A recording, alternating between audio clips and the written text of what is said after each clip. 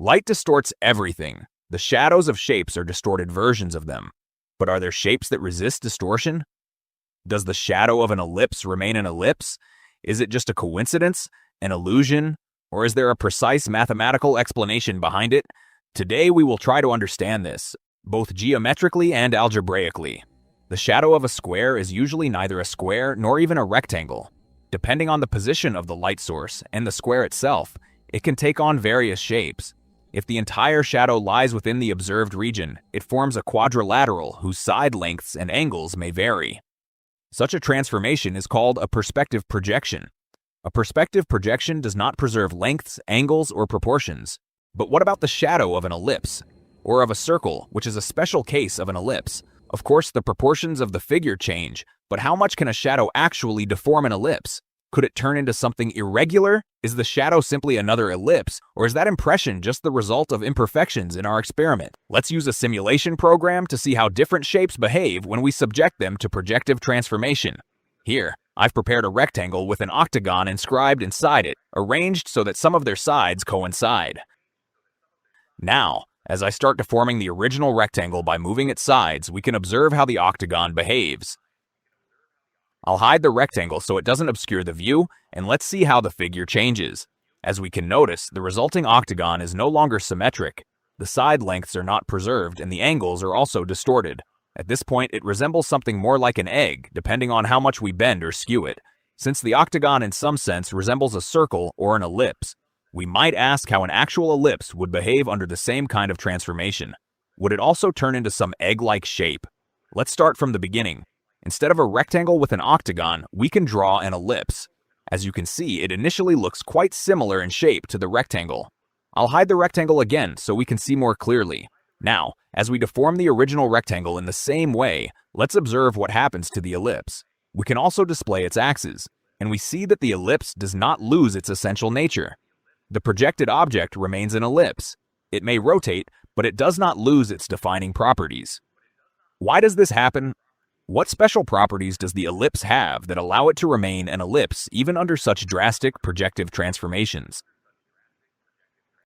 Let us now try to answer this question. But first, let us summarize what we already know about projection. Projection does not preserve lengths, angles, parallelism, proportions, or area. It does not even preserve midpoints. However, we know that projection preserves lines and the relationships between points and lines. If a point lies on a line, its image lies on the image of that line. This also means that if two lines intersect at a point, their images will intersect at the image of that point. And what about the ellipse? Does projection preserve it? Intuitively, we might suspect that it does. But we must be more precise.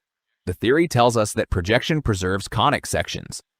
Curves such as ellipses, parabolas, and hyperbolas. Let us first try to understand this phenomenon through the definition of an ellipse. An ellipse is one of the so-called conic sections. Conic sections arise as the intersection of a plane with a right circular double cone. Depending on the inclination of the plane relative to the axis of the cone, we obtain different curves. If the plane cuts only one nappy of the cone and is not parallel to one of its generating lines, we obtain an ellipse. If the plane is parallel to a generating line, we obtain a parabola. And if it intersects both nappies of the cone, we obtain a hyperbola. All of these curves, ellipse, parabola, and hyperbola, are therefore different cross-sections of the same geometric surface. Now let us consider an analogy. Imagine a circle that is itself a cross-section of a cone. If we place a point light source at the vertex of the cone, the light rays passing through the boundary of the circle will generate the surface of that cone. This means that if we place a plane behind the circle, provided it is not too steeply inclined, we will see a shadow in the shape of an ellipse. This follows directly from the definition of conic sections. The cone formed by the light rays, when intersected by a plane, determines the boundary of the shadow, and that boundary is a conic section. If instead of a circle, we take another ellipse obtained as a cross-section of the same cone, its shadow, with the light source in the same position, will also be an ellipse. This classical definition explains why the shadow of a circle can be an ellipse. However, it does not explain why the shadow of an ellipse remains an ellipse when we change the position of the light source. It only applies in the special case where the light source lies on the line perpendicular to the plane of the circle. Let us now try to explain the nature of the shadow of an ellipse, this time precisely using algebra. Let us begin with a simple example that will test our intuition. What happens if we add an increasing linear function to a sine function? What shape will the graph of their sum have? We might expect the right side of the sine wave to rise while the left side drops, and indeed, that is exactly what happens. Now what if, instead of a sine wave, we start with a parabola? Again, we might expect the right branch to rise more steeply while the left branch shifts downward. So what shape will the new graph have? You may pause the video for a moment and think about it. The graph of the sum will still be a parabola, simply shifted relative to the original one. Is that intuitive? Why does it happen? The answer becomes clear when we look at the formulas. The equation of a parabola is a quadratic function, y equals ax squared plus bx plus c. If we add a linear function, y equals dx plus e, we still obtain a quadratic function.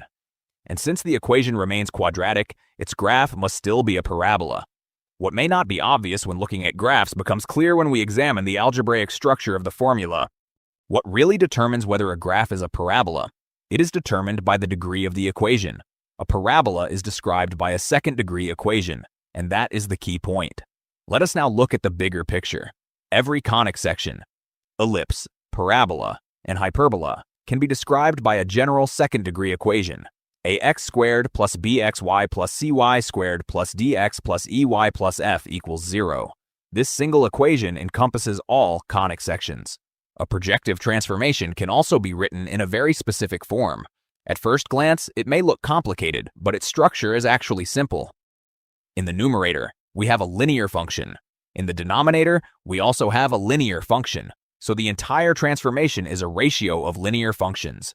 If we substitute the expressions coming from the projective transformation into the equation of a conic, then after simplification, we again obtain a second-degree equation. And since the degree of the equation does not change, the image of a conic is still a conic. That is why the shadow of an ellipse remains an ellipse.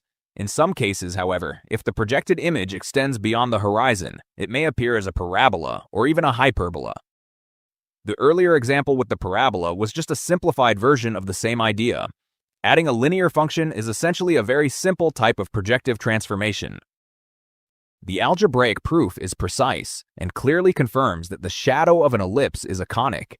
However, it leaves a certain sense of dissatisfaction because it does not explain which geometric property of the ellipse ensures that its shadow has the same nature. Therefore, in the next section, we will attempt to identify such a geometric property. One of the classical geometric definitions of an ellipse states that it is the set of points for which the sum of the distances to two fixed foci is constant. However, this description cannot be directly used to analyze the shadow of an ellipse, since it relies on the notion of distance, and distances, just like angles, are not preserved under a projective transformation. We therefore need to find a property of the ellipse that does not depend on distances or angles, yet still allows us to recognize it after projection. Before we proceed to search for such a property of the ellipse, we will first introduce the notion of the cross ratio. Suppose we are given four collinear points, A, B, C, D. The cross ratio of these points is a number defined by the formula, the ratio of AC to BC, divided by the ratio of AD to BD. We can rewrite this in an equivalent and more convenient form. AC times BD divided by BC times AD. Thus, the cross ratio is a particular combination of ratios of segments. Let us now look at an example. By changing the positions of the points A, B, C, D along the line, we obtain different values of the cross ratio. Now suppose that the point O represents a light source, in other words, the center of projection. Project the points A, B, C, D onto an arbitrary other line, obtaining points A', B', C', D'. One can verify that cross ratio for A', B', C', D' is the same. This means that a perspective projection preserves the cross ratio. We may therefore add the cross ratio to the list of invariants of projective transformations.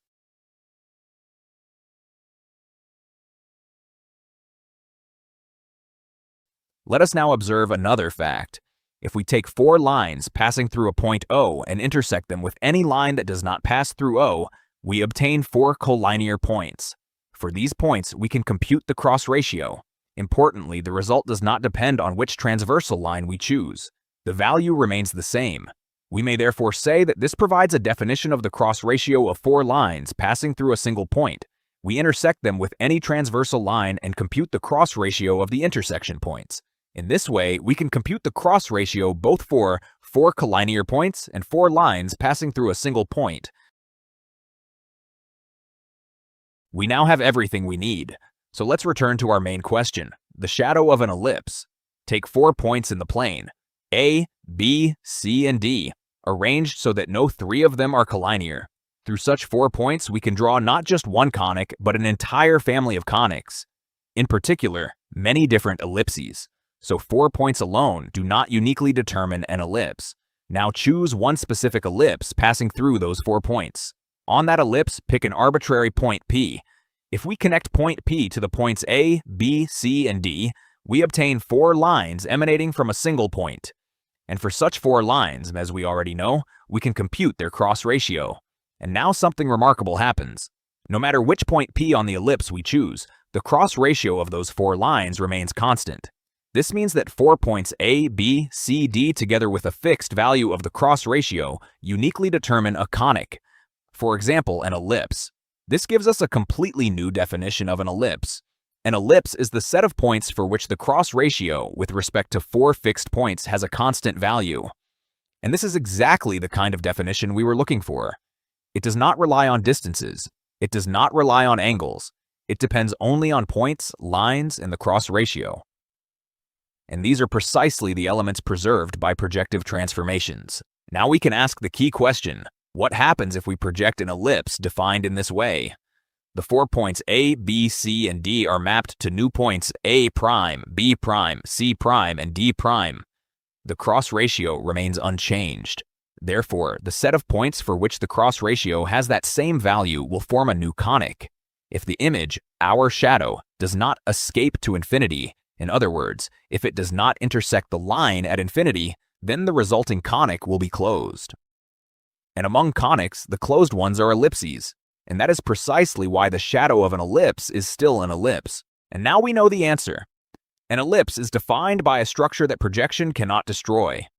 And when the structure survives, the shape survives.